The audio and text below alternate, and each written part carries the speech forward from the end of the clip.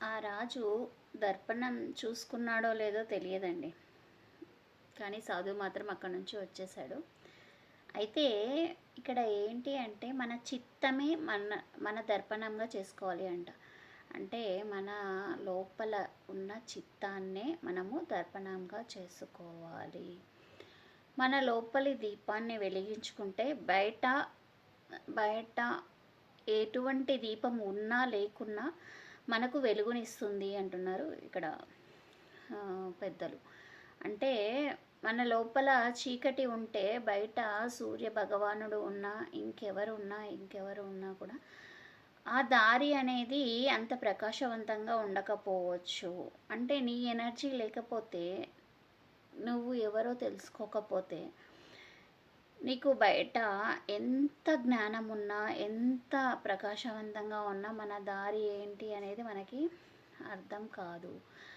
అదేవిధంగా నీలోని దీపాన్ని వెలిగించుకున్నప్పుడు బయట చీకటిగా ఉన్నా కూడా నీ దారిని నువ్వు వెతుక్కుంటూ వెళ్తూ ఉంటావు. అంటే నీలో జ్ఞానాన్ని పెంచుకుంటే బయట ఎంత అజ్ఞానం ఉన్నా కూడా ఆ జ్ఞానంతోనే నువ్వు వెళ్ళిపోతూ ఉంటావు. సో భగవంతుడు బయట ఉన్నాడు. నీలోని భగవంతుణ్ణి నువ్వు తెలుసుకొని ప్రతి ఒక్కరిలోనూ కూడా భగవంతుణ్ణి చూడు అని చెప్తున్నాడండి ఇక్కడ.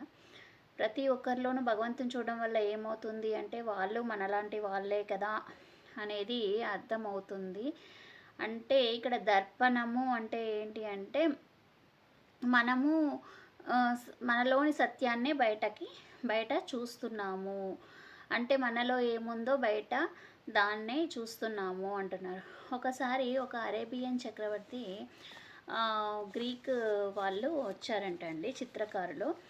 వాళ్ళు ఏం చేశారంట, ఒక భవనం ఇచ్చి నువ్వు వెళ్ళి నీకు వచ్చిన పెయింటింగ్ అంతా వేసేసేయి అని చెప్పి ఆ గ్రీక్ వాళ్ళకి చెప్పాడంట. అయితే వీళ్ళు ఏం చేశారంట, అరేబియన్ వాళ్ళు కూడా ఉంటారు కదా చిత్రకారులు, వాళ్ళకు కూడా అదే విధంగా చెప్పారంట.